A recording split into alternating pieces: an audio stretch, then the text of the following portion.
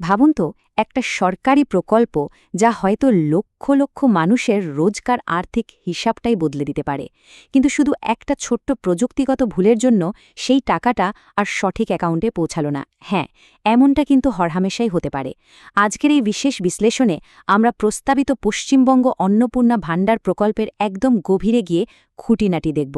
প্রশাসনিক নিয়ম থেকে শুরু করে প্রযুক্তিগত কি দরকার, সবটা নিয়ে এক্কেবারে সোজা সাপটা আলোচনা করব আমরা। চলুন শুরু করা যাক। ঠিক শুনেছেন, ৩,০০০ টাকা। প্রস্তাবিত এই পলিসির মূল লক্ষ্যই হল সরাসরি ব্যাংক ট্রান্সফারের মাধ্যমে যোগ্য মহিলাদের আর্থিকভাবে স্বাবলম্বী করা। আর আশা করা হচ্ছে ২০২৬ সালের ১ জুন থেকে এই মাসিক সাহায্য দেওয়া শুরু হবে। কিন্তু এই বড় অঙ্কের সাহায্যটা কোনো রকম ঝক্কি ছাড়াই হাতে পেতে গেলে এর পেছনের আসল নিয়মকানুনগুলো আমাদের খুব ভালোভাবে বুঝতে হবে। একদম শুরুতে একটা বড় কনফিউশন বা বিভ্রান্তি দূর করা যাক। চলুন দেখে নিই কোন প্রকল্পটা আসলে কি। এই দুটো আলাদা প্রকল্পের মধ্যে পার্থক্যটা বোঝা কিন্তু মারাত্মক জরুরি। একদিকে রয়েছে রাজ্যের প্রস্তাবিত পশ্চিমবঙ্গ অন্নপূর্ণা ভাণ্ডার, যেখানে ২৫ থেকে ৬০ বছর বয়সী মহিলাদের মাসে ৩,০০০ টাকা নগদ দেওয়ার কথা বলা হচ্ছে। আর অন্যদিকে কেন্দ্রীয় সরকারের অন্নপূর্ণা স্কিম বা এনএসএপি হল ৬৫ বছরের বেশি বয়সী নিঃস্ব প্রবীণ নাগরিকদের জন্য, যেখানে ১০ কেজি বিনামূল্যে খাদ্যশস্য দেওয়া হয়। বুঝতেই পারছেন, রাজ্যের এই নতুন ক্যাশ ট্রান্সফারের ব্যাপারটা জাতীয় স্তরের ওই খাদ্য সুরক্ষা উদ্যোগের থেকে একেবারেই আলাদা। এবার আসা যাক সবচেয়ে গুরুত্বপূর্ণ প্রশ্নে, কারা আসলেই টাকাটা পাওয়ার যোগ্য। চলুন নির্দিষ্ট শর্তগুলো একটু চটজলদি দেখে নিই। অফিসিয়াল বিজ্ঞপ্তি অনুযায়ী আবেদনকারীকে ২৫ থেকে ৬০ বছর বয়সী হতে হবে এবং অবশ্যই পশ্চিমবঙ্গের স্থায়ী বাসিন্দা হতে হবে। আয়কর দিলে বা নিয়মিত কোনো সরকারি চাকরি বা পেনশন থাকলে কিন্তু চলবে না। আর হ্যাঁ, সবচেয়ে জরুরি, একটা সচল আধার লিঙ্ক করা ব্যাংক অ্যাকাউন্ট থাকতে হবে। এই কড়াকড়ির একটাই কারণ, যাতে সরকারি কর্মচারী আর করদাতাদের বাদ দিয়ে সাহায্যটা যেন সত্যিকারের অভাবী মানুষদের কাছেই পৌঁছায়। এখানে একটা দারুণ ব্যাপার আছে। যারা আগে থেকেই লক্ষ্মীর ভাণ্ডার প্রকল্পের সুবিধা পাচ্ছেন, তাদের কিন্তু নতুন করে ফর্ম ফিল আপ বা আবেদন করার কোনো দরকার নেই। তাদের নাম অটোম্যাটিক্যালি এই নতুন স্কিমে আপডেট হয়ে যাবে। তবে হ্যাঁ, ডেটাবেস পরিষ্কার রাখতে গিয়ে কর্তৃপক্ষ কিন্তু সেই সব নামগুলো ফিল্টার করে বাদ দেবেন যারা মারা গেছেন বা ভোটার তালিকায় যাদের নাম আর নেই।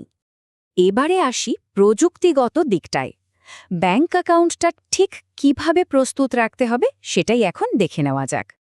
ডাইরেক্ট বেনিফিট ট্রান্সফার বা সংক্ষেপে ডিবিটি ব্যাপারটা আসলে কি? এটা এমন একটা সিস্টেম যেখানে এনপিসিআই অর্থাৎ ন্যাশনাল পেমেন্টস কর্পোরেশন অফ ইন্ডিয়ার মাধ্যমে সরকারি টাকা সোজা নাগরিকের আধার লিঙ্ক করা ব্যাংক অ্যাকাউন্টে ঢুকে যায়।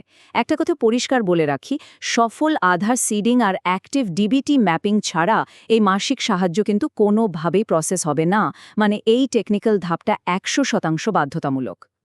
এই ম্যাপিংটা করার জন্য এনপিসিআই পোর্টালে কয়েকটা নির্দিষ্ট ধাপ ফলো করতে হবে। প্রথমে এনপিসিআইয়ের ওয়েবসাইটে গিয়ে ভারত আধার সিডিং এনাবলার অপশনে ক্লিক করতে হবে। তারপর নিজের আধার নম্বরটা দিয়ে টাকাটা কোন ব্যাংকে নিতে চান সেটা সিলেক্ট করে সবশেষে একটা ওটিপি দিয়ে ভেরিফাই করতে হবে। কোন ব্যাংক অ্যাকাউন্ট দাপ্তরিকভাবে এই সুবিধার সাথে যুক্ত আছে সেটা যাচাই করতে এই কাজটুকু করা একেবারে মাস্ট। শুধু ব্যাংক নয়, আরও একটা কাজ আছে, ডুপ্লিকেট নাম এড়াতে আর পুরো প্রসেসটাকে স্বচ্ছ রাখতে রেশন কার্ডের কেওয়াইসি স্ট্যাটাসটাও অ্যাক্টিভ থাকা চাই। পশ্চিমবঙ্গ খাদ্য দপ্তরের পোর্টাল food.wb.gov.in এ গিয়ে আধার লিঙ্ক করা মোবাইল নম্বরের সাহায্যে খুব সহজেই অনলাইনে এটা করে নেওয়া যায়। ডিজিটাল চেকপয়েন্ট হিসেবে এটা কিন্তু প্রশাসনিকভাবে ভীষণ জরুরি একটা পদক্ষেপ। আবেদন তো হলো, এরপর কি? চলুন দেখে নিই প্রশাসনিক ট্র্যাকিং এবং স্ট্যাটাস চেক করার পদ্ধতিটা ঠিক কেমন হবে। আসন্ন অনলাইন পোর্টালে যেসব নতুন আবেদন জমা পড়বে সেগুলো আবেদনকারীর এলাকার ওপর ভিত্তি করে আলাদা আলাদা সরকারি কর্মকর্তাদের দিয়ে নিরপেক্ষভাবে ভেরিফাই করা হবে। যেমন আপনি যদি গ্রামের দিকে থাকেন তবে দায়িত্ব থাকবে বিডিওদের উপর, শহরের জন্য এসডিও, আর কলকাতার মধ্যে হলে কেএমসি কর্মকর্তারা এই যাচাইয়ের পুরো কাজটা সামলাবেন।